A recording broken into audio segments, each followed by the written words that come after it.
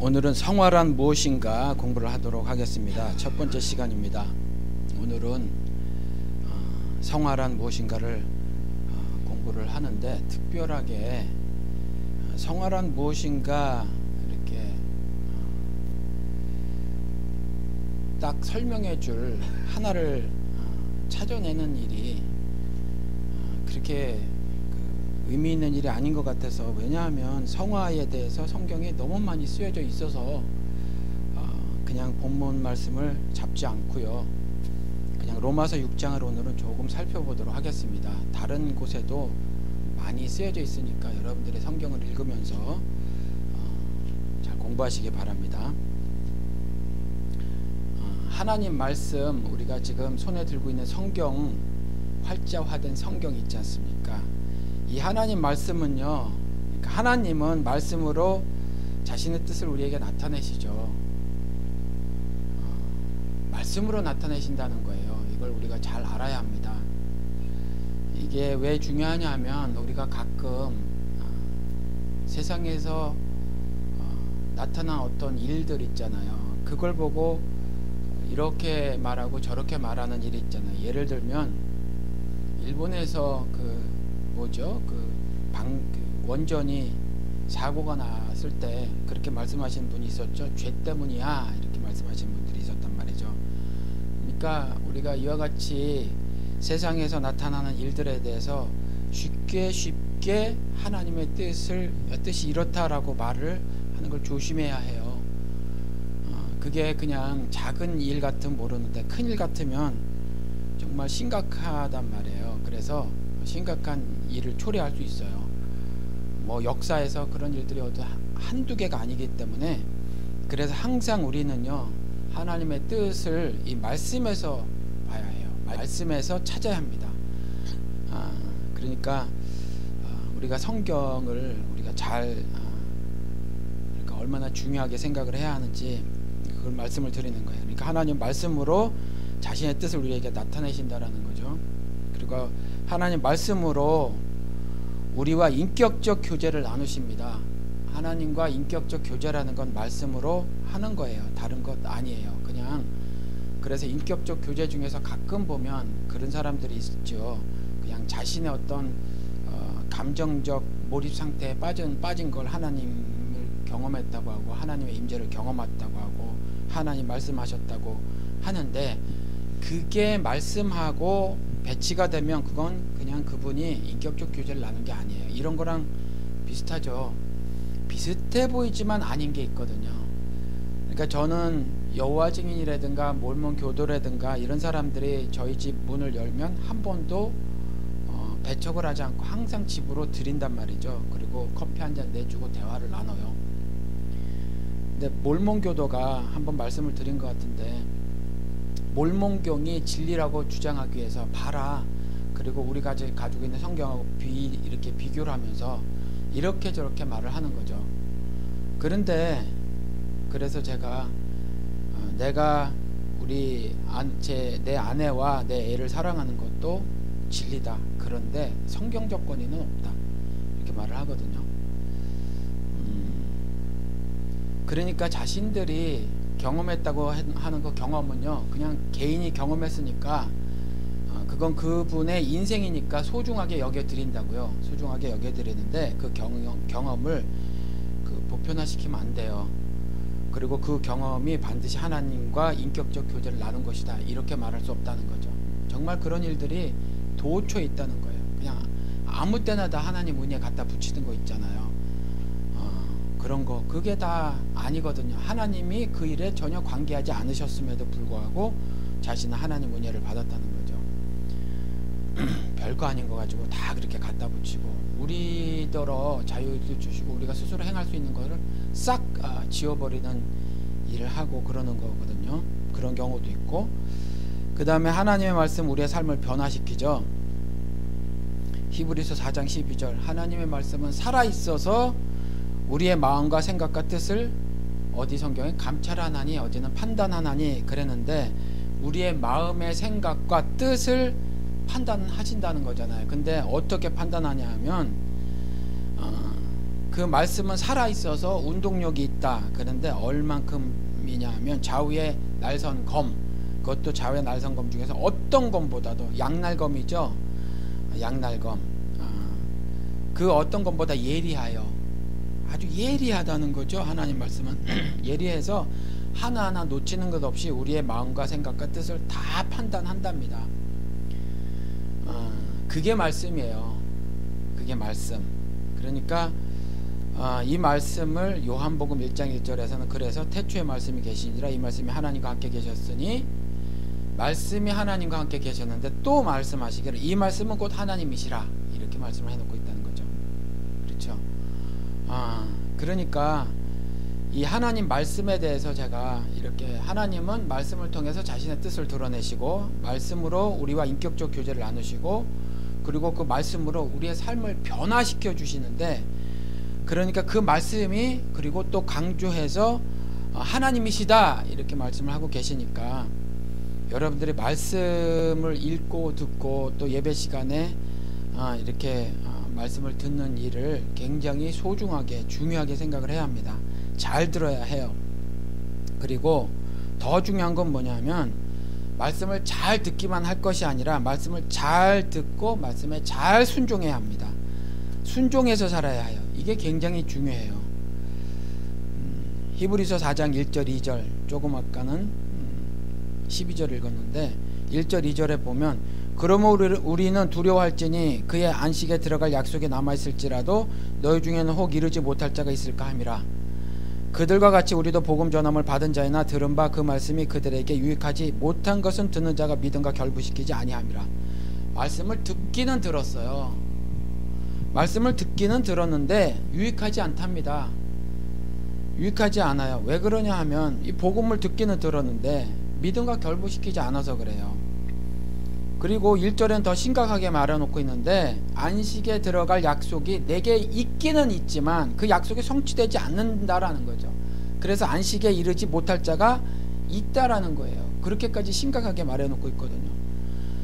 그 안식에 대한 약속이 내게 주어지기는 했지만 그 약속이 내 삶에 성취가 되지 않을 수 있음을 말해요. 그것도 내가 누구냐면 복음 전함을 받은 자, 내가 말씀을 들은 자임에도 불구하고 그렇다는 거예요. 그러고 나서 말한 것이 조금 전에 말씀드린 히브리서 4장 12절이에요. 그리고 요한복음 1장 4절 5절에서는 그 말씀이 그 안에 생명이 있으니, 여기서 그는요 예수를 말하는 거죠. 이 생명은 사람들의 빛이라. 빛이 어둠에 비치되 어둠이 깨닫지 못하더라. 빛이 비치는데도 깨닫지 못하는 수가 있다니까요. 이렇게 말씀을 하고 있는 거죠. 빛은요 말씀이에요. 또 말씀이 임하는데 그 말씀이 깨닫지 못해요. 왜냐하면 나는 어둠이기 때문에 그런 거죠. 그러니까 말씀을 여러분들이 얼마나 소중히 그리고 전심을 다해서 읽고 듣고 지켜야 하는지를 여러분들 명심하셔야 합니다. 이전에 이런 간증이 있었어요. 이전에 예수를 믿고는 살았지만 나는 허랑방탕하게 살았다. 예수를 믿기는 믿었지만 허랑방탕하게 살았다. 이전에 한국에 지금은 뭐 한세대인가 뭐 그런 대학교가 있는데, 이전에 이제 없었을 때 순복음 그 신학교가 있었나 봐요. 따로. 그게 이제 거기에 나온 어떤 여자 전도사님이 오셔서 집회를 하고 간증을 하는데, 예수를 믿었고 그랬는데 본인이 그냥 화투판에만 돌아다녔다는 거예요. 화투판, 여자 분이신데 화투판 돌아다니고 술을 그렇게 자셨대요. 그냥 본인 말씀으로도 개판으로 살았는데 성령 받고 은혜 받고 그래가지고 이렇게 지금 변했다, 이렇게 말씀을 하시더라고요. 예수는 믿고 살았지만 그렇게 살았다. 그리고 이게 미국 사람들도 이런 말 잘하죠. 빌리그램도 그랬는데 7살 때 예수를 영접했지만 30세가 되어서야 예수를 나의 참 주님으로 모시게 되었다, 이런 고백을 하는 거예요. 근데 이런 건 없어요. 이런 건 없어요. 예수를 안 믿고 사는 거예요, 그냥 그동안. 오늘 성화에 대해서 얘기하는 겁니다. 삶이 개판인 사람 예수 모르는 거지 예수를 아는 게 아니에요, 사실은. 그러니까 이런 건 없어요. 지난주에 칭의에 대해서 공부를 했죠. 칭의는 법적인 선언이에요. 하나님께서 lawful sentence, 법정에서 땅땅땅 해주는 거, 그거거든요. 그러니까 너는 의로와 이렇게 해주는 거죠. 그런데 의롭다는 말을 듣는 것은 전적으로 그리스도를 믿는 믿음 때문이잖아요. 그래서 이신칭의잖아요. 그렇죠? 이신칭의. 근데 믿음은요, 우리 에베소서 가서 보니까 하나님의 선물이라고 말씀을 해놓고 계시단 말이에요. 내가 만들 수 있는 게 아니라 하나님이 믿음을 주셨다는 거죠. 그런데 그 하나님께서 주신 믿음으로 의롭게 되는 건데, 하나님이 믿음이 있다고 말씀하셨을 때 뭘 착각하셨나요? 착각하셨으니까 잘못 준 사람이 생겼기 때문에 그 후에 삶이 개판으로 살게 된 걸까요? 아니라니까요. 그렇잖아요. 그러니까 교회를 다니든 안 다니든 정말 주님의 뜻대로 살지 않고 또 적당히 세상과 타협해서 살고 비겨버리고 그냥 종교생활만 열심히 하고 셀로 모이고 구역 예배로 모이고 선교대에 참석하고 하면서 교회 바깥에서의 삶은 여전히 세상 사람과 조금도 다름이 없잖아요. 그러면 하나님이 처음부터 그분에겐 믿음 주신 게 아니에요. 그런 건 없는 거죠. 아예 없는 거예요. 그러니까 우리 형제님이 우리 교회 처음에 방문하시고 말씀하신 것이 예수 믿은 지 6년 됐다. 6년 됐다고 했나 5년 됐다고 했나 아무튼 그러셨는데, 뭐 어머니 뱃속에 있을 때부터 교회에 출석하셨단 말이에요. 그리고 나름 성경도 많이 읽고 도대체 뭐가 신앙일까? 그러니까 여러 가지를 고민했어요. 신 고민했고, 예수의 그리스도 대신 고민했고, 도대체 인간은 뭔가, 죄는 뭔가, 뭐 이 별의별 것들을 다 고민했을 거란 말이죠. 거룩함은 뭐고, 의는 뭐고, 영생은 뭘까? 이런 걸 고민했지만, 그러고 살았지만 그 이전의 삶을 예수 믿고 살았던 삶이 아니고 6년 전에 예수를 믿었다, 이렇게 고백을 했단 말이죠. 물론 라이프 스팬을 쭉 펴놓고 보면 하나님의 인도하심이 없었던 건 아니에요. 그렇죠. 그런데 은혜에 의해서, 그리고 믿음을 통해서 구원을 얻는 거잖아요.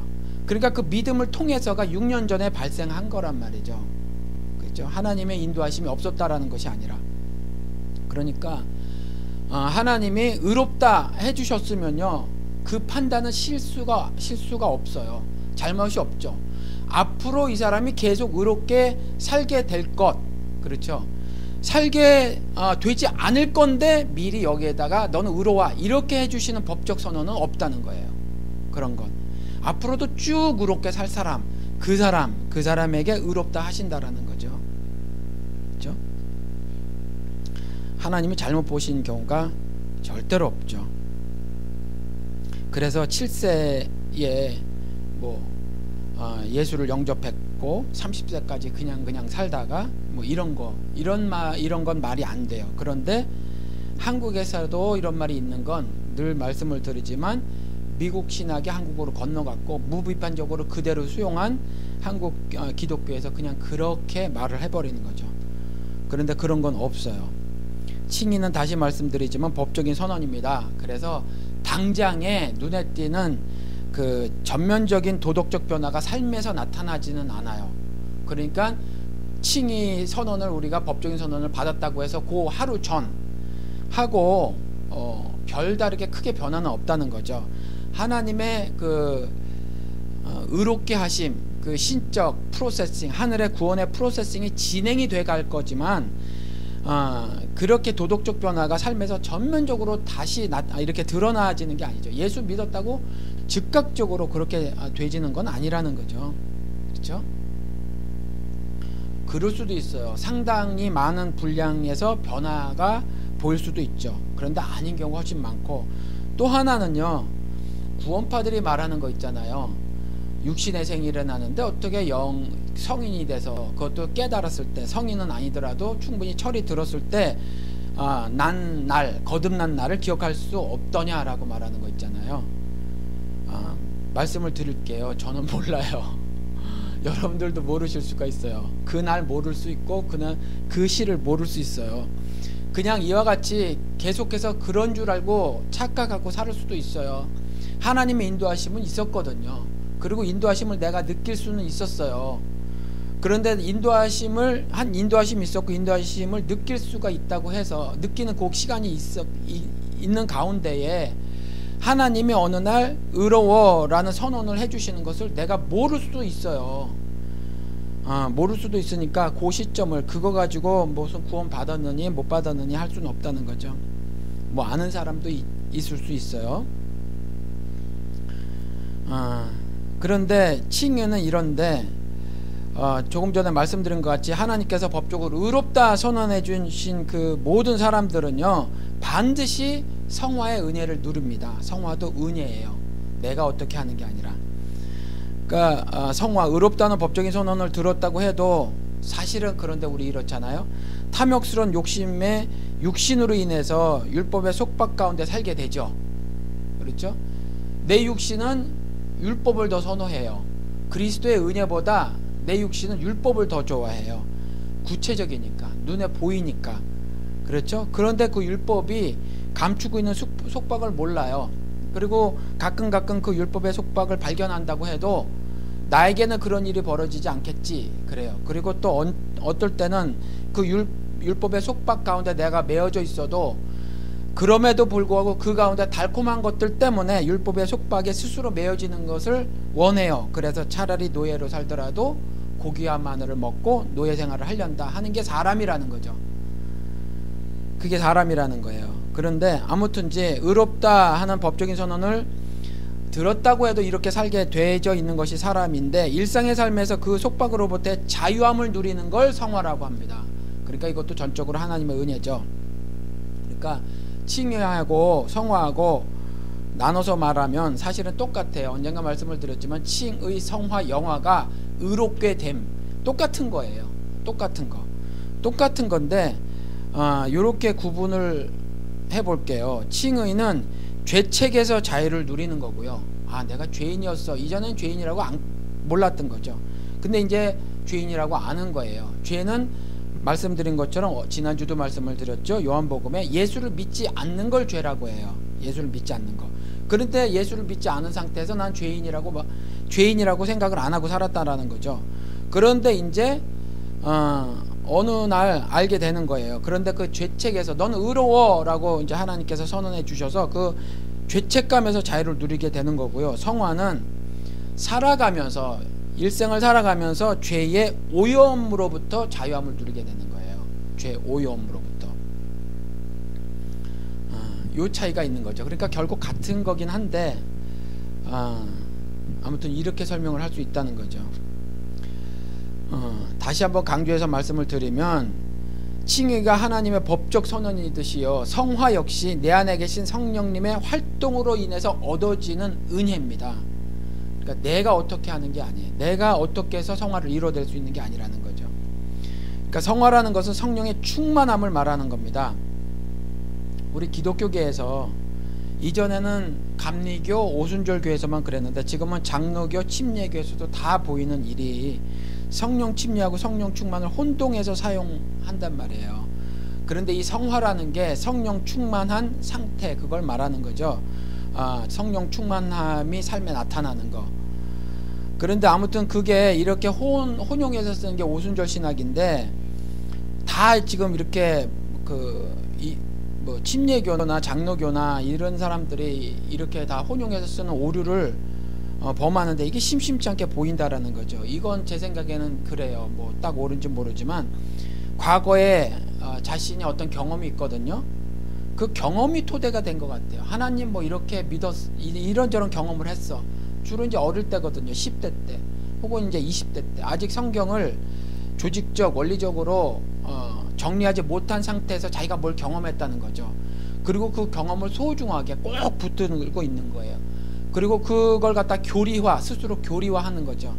그러다 보니까 그냥 자기 혼자인 경우는 괜찮은데 이런 사람이 단에 서서 이렇게 말씀을 전한 자의 위치에 서게 되면 그 경험을 토대로 해서 만든 그 교리를 전하게 되더라라는 거죠. 근데 안 되잖아요. 이러한 경험은 보편화시켜서 교류하면 안 돼요. 그러니까 7세에서 30세 예수를 믿었고 그냥 살다가 성령 받고 그리스도를 주로 모시고 살게 되었다. 이거거든요. 예수를 믿었고 일정 시점이 지나서 성령 받았다. 이건 성경적이 아니에요.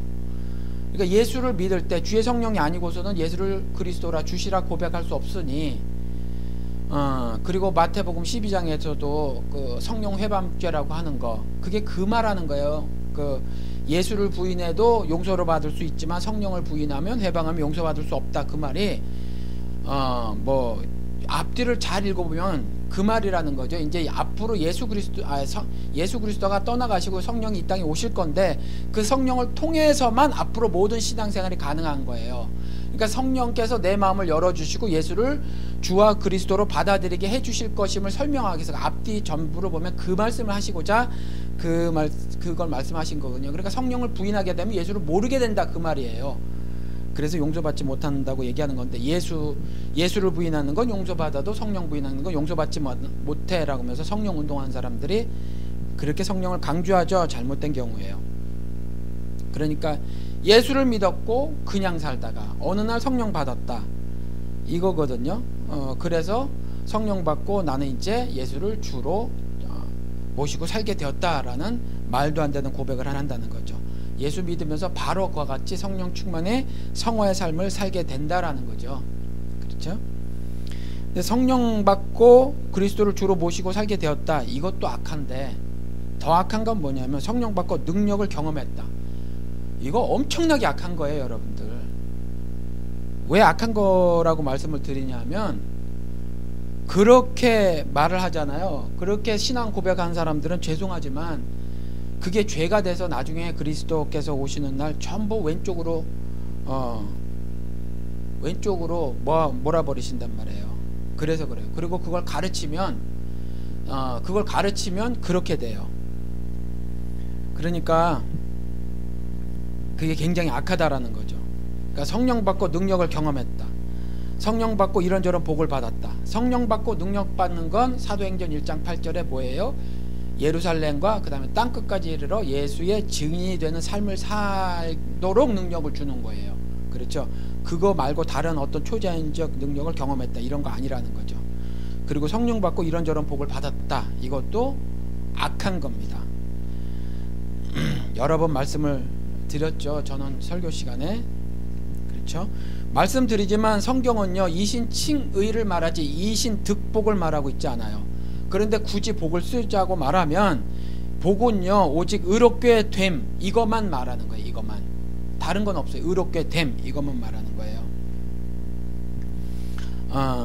그래서 설사 빌라델비아 교회 서머나 교회처럼 예배도 못 드리고 설사 교회가 무너져 버릴 수도 있어요. 무너져 버릴 수도 있고 교회가 문을 닫게 될 수도 있죠. 그런데 남는 건 믿음이에요. 그러니까 인자가 올 때에 믿음을 보겠느냐, 믿음을 보시는 거거든요. 교회가 지금 살아있냐 죽어있냐가 아니에요. 이 문이 열려져 있냐 닫혀져 있냐가 문제가 아니에요. 이 교회에 100사람이 오냐 1000사람이 오냐 10,000사람이 오냐가 문제가 아니라 인자가 올 때 믿음을 보겠느냐 그랬잖아요. 그게 제일 문제라는 거예요. 그게.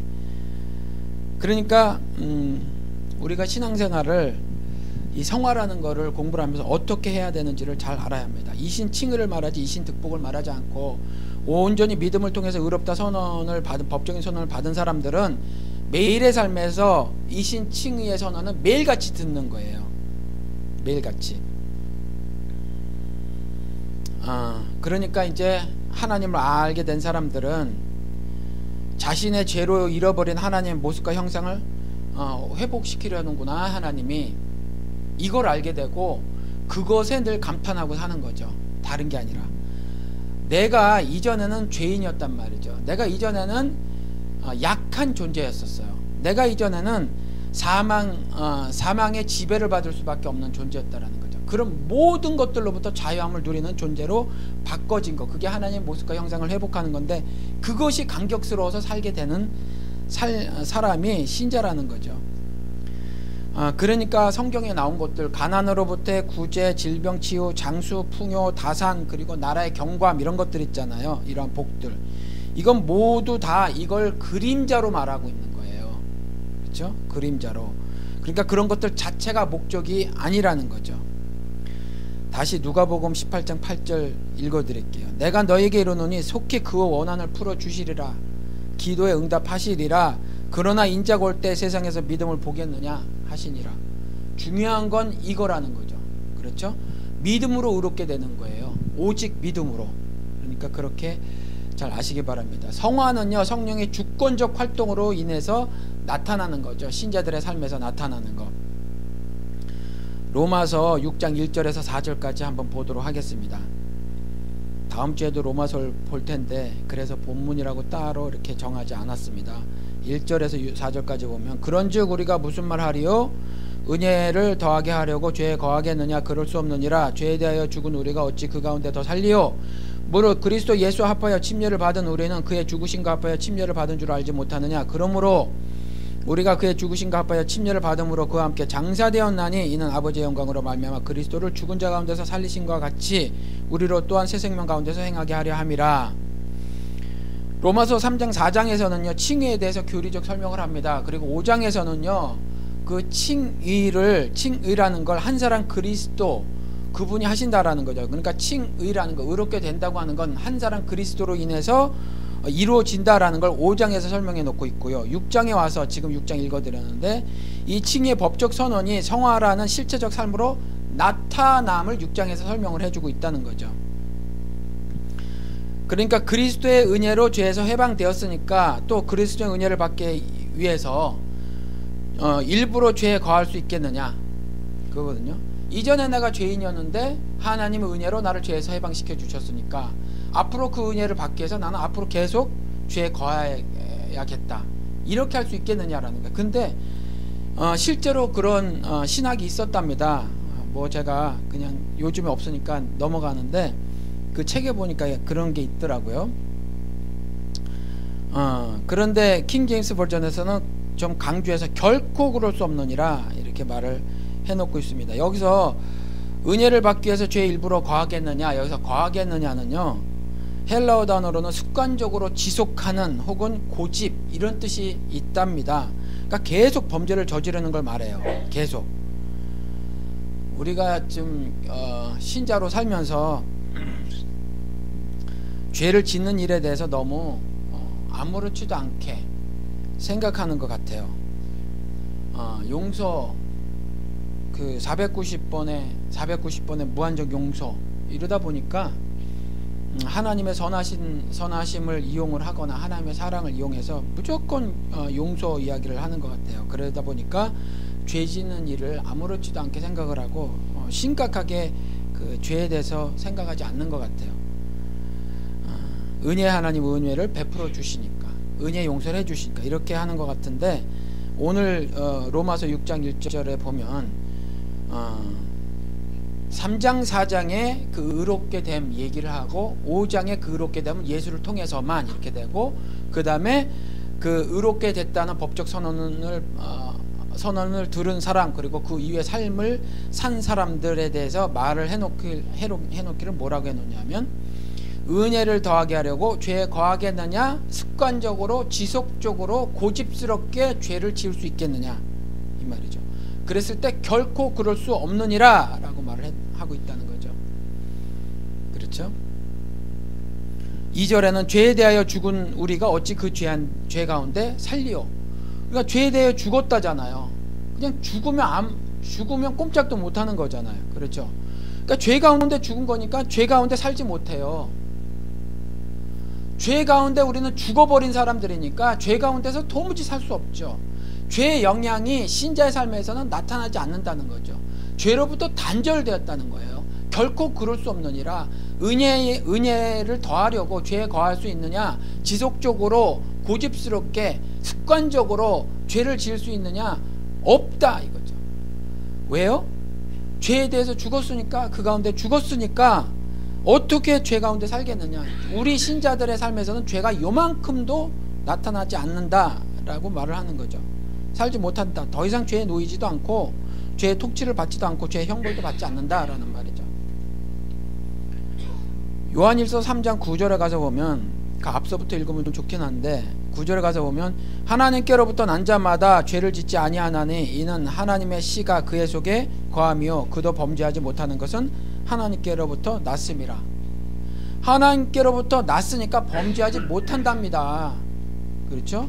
하나님의 씨가 있으니까 죄를 짓지 아니한답니다. 하나님께로부터 났으니까. 그렇죠?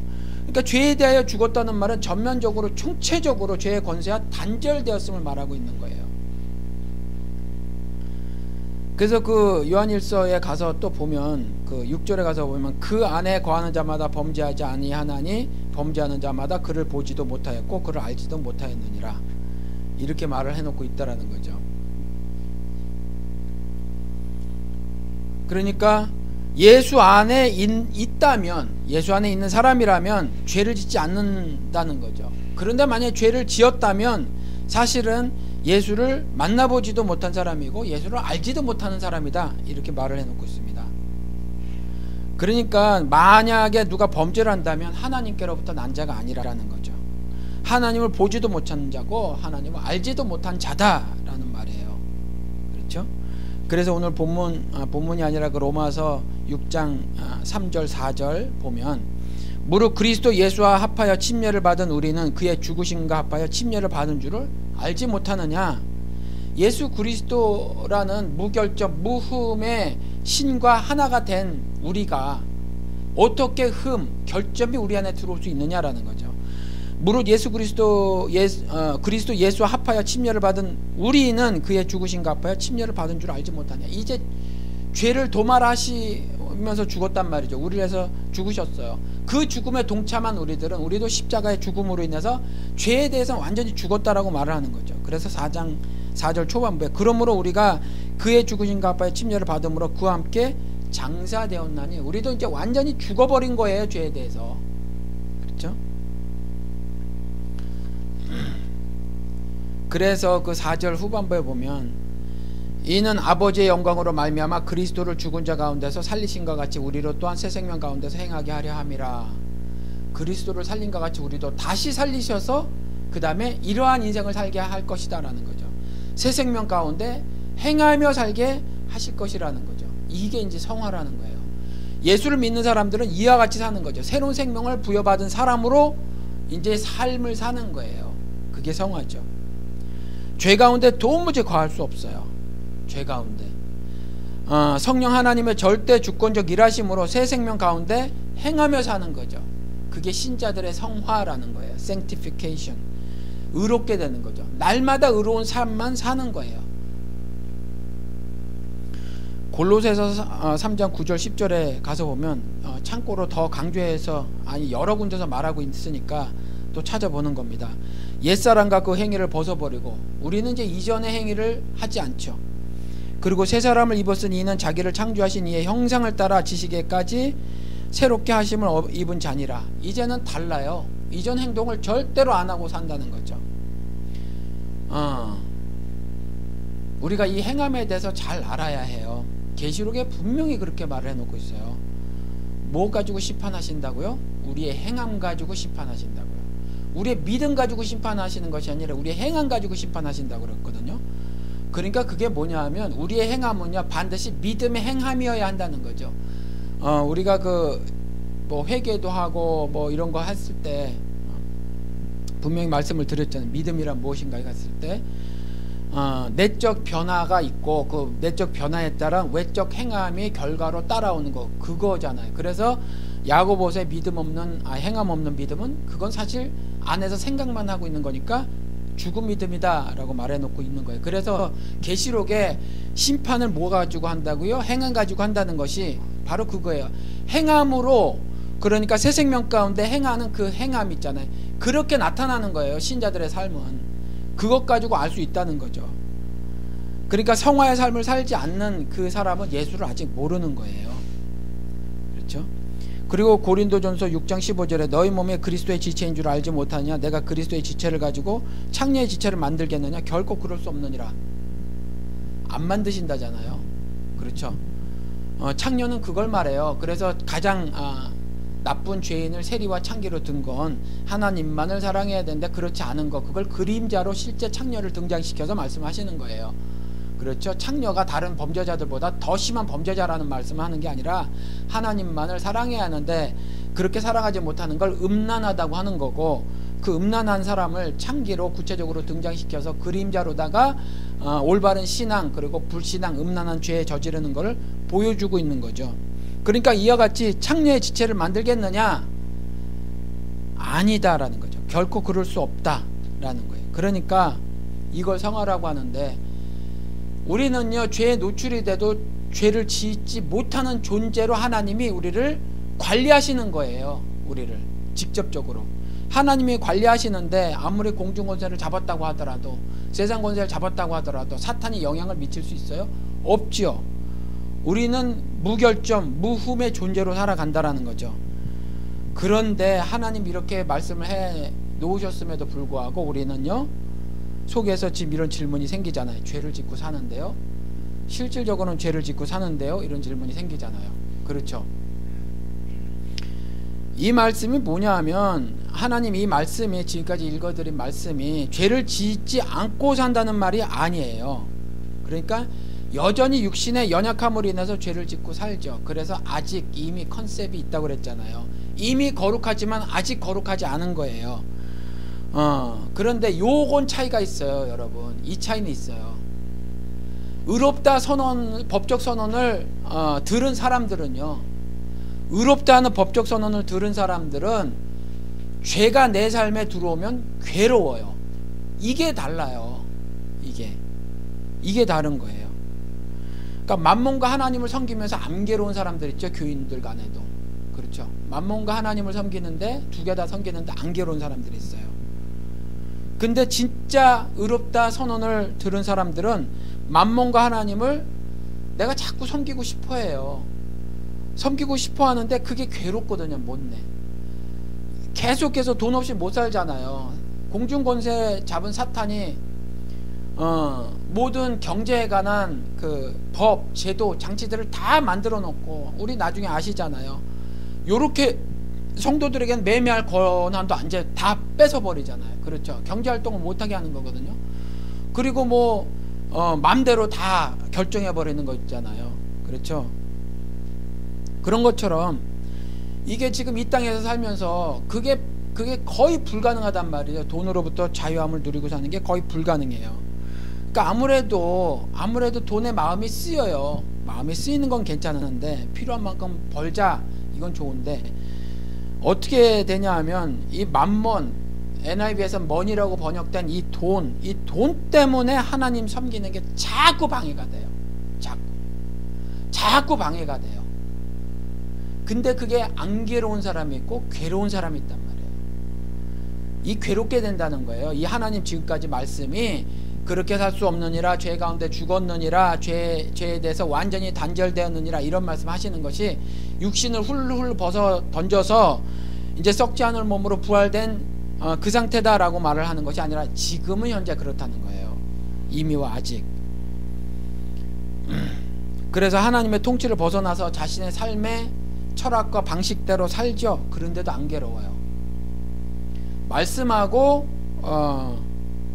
내 삶의 방식하고 충돌하는데 안 괴로운 교인이 있고 괴로워하는 성도가 있어요. 그렇죠. 이 차이라는 거죠. 하나님 중심이 아니라 내 중심으로 사는 나를 발견했는데, 발견하면 괴로운 사람이 있고 안 괴로운 사람이 있어요. 괴롭게 되더라 라는 거예요. 괴롭게 되더라.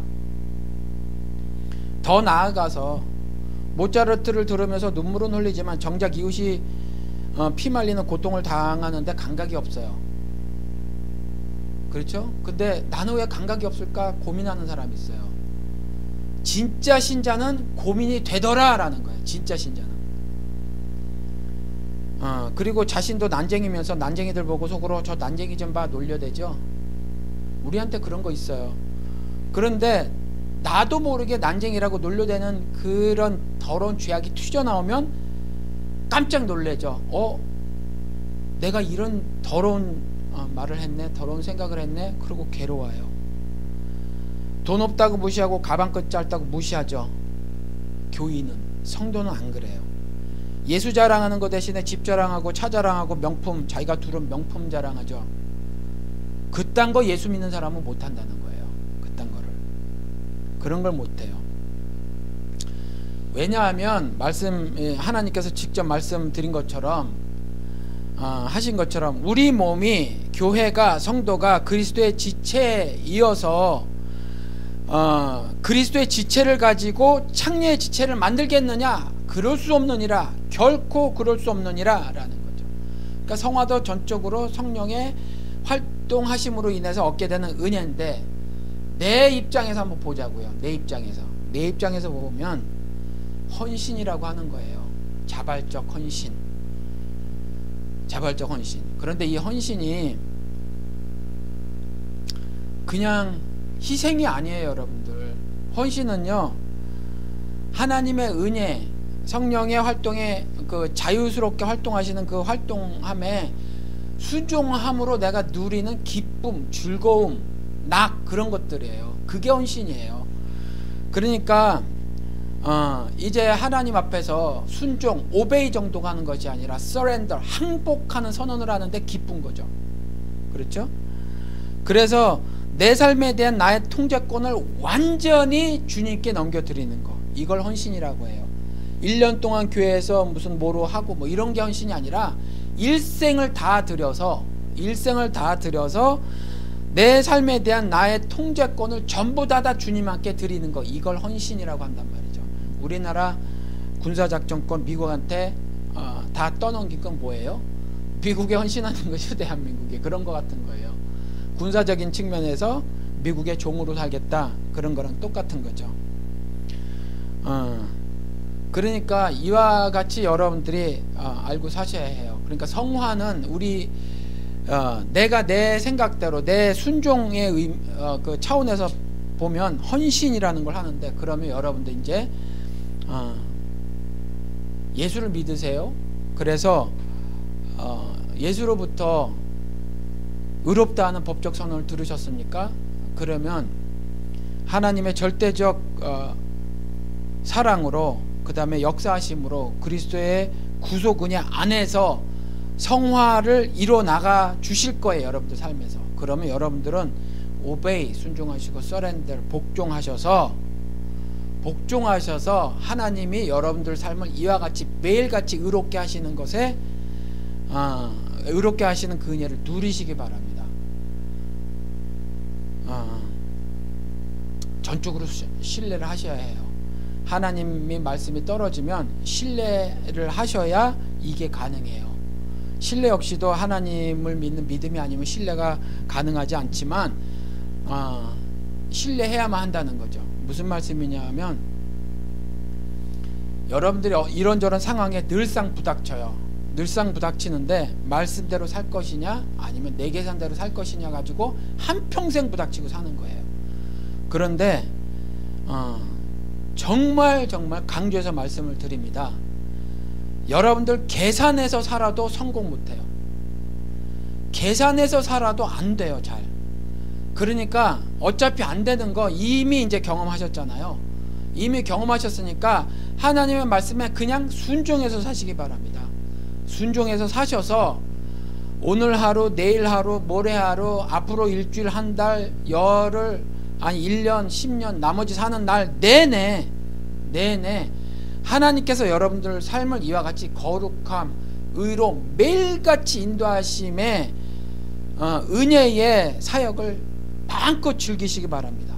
마음껏. 그래서 어차피 죽어지면 우리 세상 사람도 얘기하잖아요. 이 육신은 썩어지고 말 거거든요. 그냥 흙으로 되는 거죠. 흙 그러니까 멋져 보이지만 먼지예요. 더스트. 그냥 먼지가 돼버리는 거예요. 이거 살자고, 내 육신 지키자고 하나님 법, 하나님 말씀, 하나님 규례 적당히 무시하고 사시지 마시고 그저 하나님 말씀하시면 나는 하나님께서 의롭다 해주셨으니 앞으로도 내내 의롭게 살아야지, 하나님께서 매일같이 나더러 의롭다 해주시는 법적 선언을 듣고 살아야지, 그래서 나중에 내가 썩지 않을 몸으로 부활될 때 하나님의 영광을 완전하게 있는 소망으로 살아야지 라는 생각을 하시며 사시기 바랍니다.